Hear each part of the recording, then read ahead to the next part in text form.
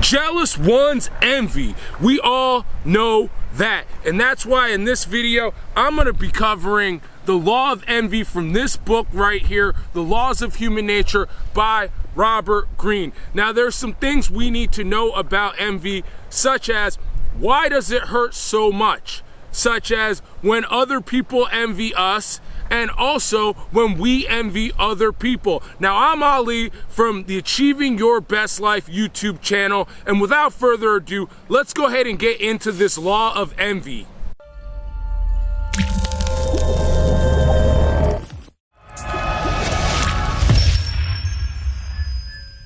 Beware the fragile ego.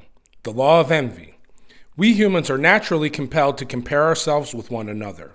We are continually measuring people's status, the levels of respect and attention they receive, and noticing any differences between what we have and what they have. For some of us, this need to compare serves as a spur to excel through our work. For others, it can turn into deep envy, feelings of inferiority and frustration that lead to covet attacks and sabotage. Now, nobody admits to acting out of envy. You must recognize the early warning signs. Praise and bids for friendship that seem effusive and out of proportion. Subtle digs at you under the guise of good-natured humor. Apparent uneasiness with your success. It is most likely to crop up among friends or your peers in the same profession. Learn to deflect any envy by drawing attention away from yourself. Develop your sense of self-worth from internal standards and not incessant comparisons. First, let's break down why envy hurts so much.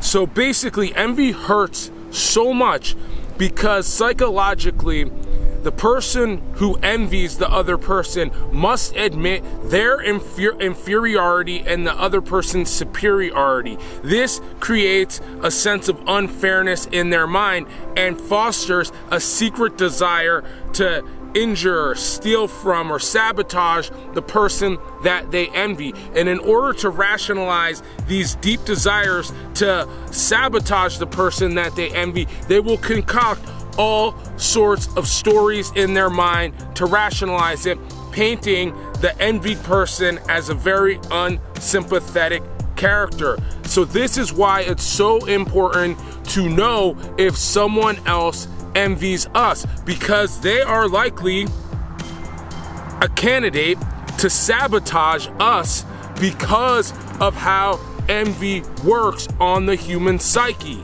So envy sucks. It admits inferiority. It admits the other person's superiority. It creates a sense to even the odds or the unfairness, the perceived unfairness. And that's why those who envy other people are likely to try to sabotage the person that they envy. So now that we know when someone envies you, they might try to sabotage you. So how do we identify people that may envy you?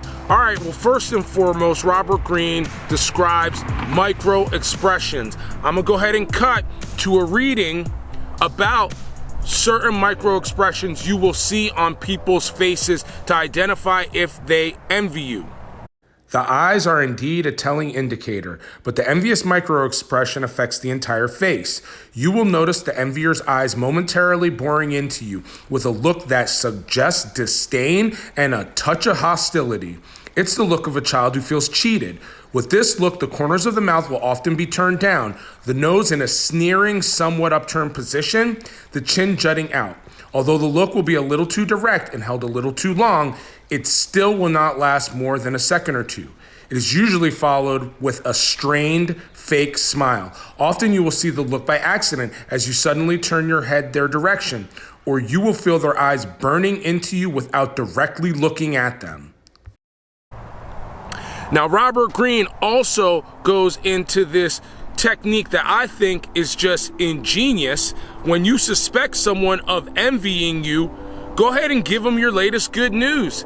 Then you will see a microexpression leak out as a sense of disappointment in your success. Then go ahead and give them at another time some of your bad news. Then you will see that their eyes light up because they are relishing the bad misfortune that is falling upon you, this is a sign that that person envies you. So microexpressions, be aware of them, look for them in folks to try to see if someone is envying you. Another sign to look for to find out if someone envies you is what Robert Greene describes as poisonous praise. Now, poisonous praise is the effect when something good happens to you and someone praises you in a way that it seems like praise, but it kind of makes you feel uncomfortable. Maybe you did something and then they imply that, oh, you know, it was easier for you to get it done, or like you did it all for the money. So look out for praise that makes you feel uncomfortable. That's a sign of envy. Poisonous praise, be aware of it. Another sign of envy, backbiting. That's what Robert Greene calls it, but really it's just gossiping. When someone else is talking trash about you to a third party, that is a sign of envy. Why do they feel it's so necessary to vent their frustrations with you to a third party? When you hear that someone's talking about you, take note of it. That could be envy. Also, if someone is gossiping to you about other people, you could probably be pretty sure that they're gossiping about you to other people. So backbiting is another sign of envy. Now, other signs of envy, Robert Greene describes what's known as the push-pull. Now, what is that? People who envy people will often try to befriend the person that they envy. This, a lot of times, is an information gathering tactic. So once they know about you or about your weaknesses, then they can criticize you in more pointed ways where it will be more hurtful, the criticism. So just be aware that the folks that envy you are probably your friends, the people who are closest to you, your professional associates. And when do people often start to envy? When you have a sudden change in status, aka you leveled up. If you leveled up, be aware that that's the time when folks are likely gonna start envying you.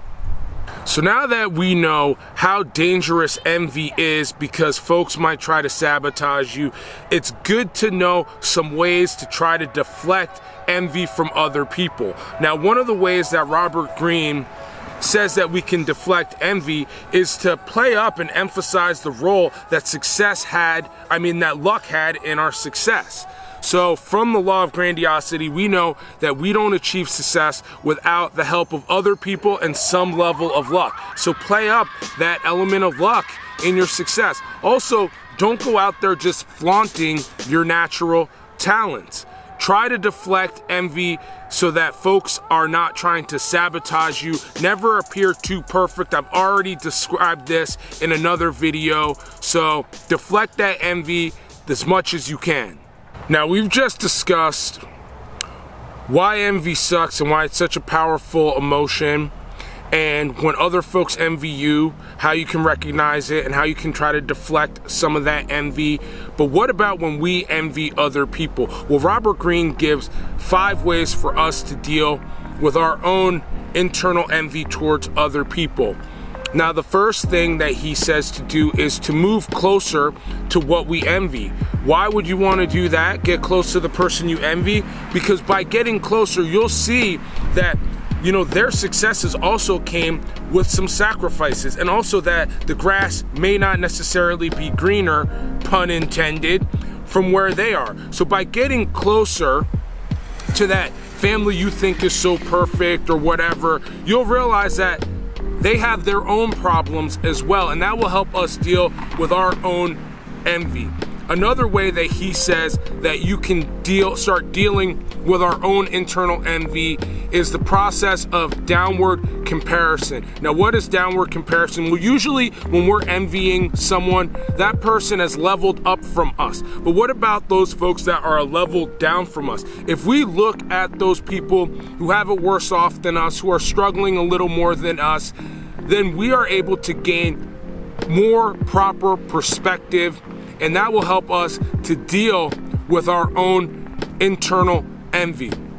Now, another thing that Robert Greene discusses is this concept of visceral empathy. It has a German word called like Mittenfreude or something like that I can't even pronounce. But the point of the matter is, if you empathize so much with that person's success and really feel their joy, you know, you're mirroring the facial expressions and the emotions that they feel to the point that you can almost feel it for yourself.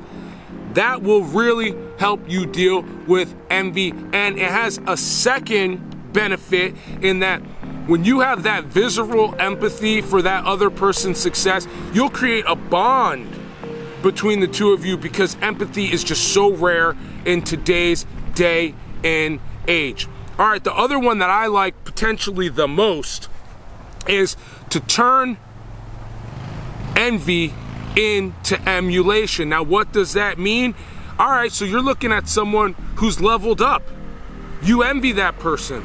Well, you could potentially use that person as a model to try to recreate the success that they had. If that success that you want to have, I mean, they know all the steps to get there. They could potentially become one of your mentors, or you can basically try to recreate the success that they have, because if one person has done it, another person can do it too.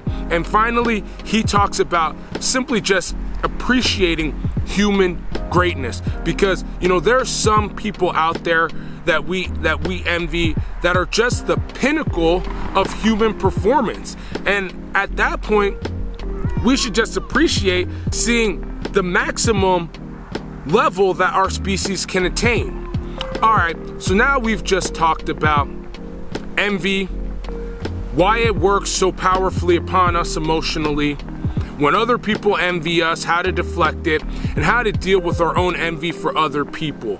Now, I'm Ali from Achieving Your Best Life. If you haven't already liked and subscribed to the channel, y'all already know what to do. All right, y'all, we will see you in the next video.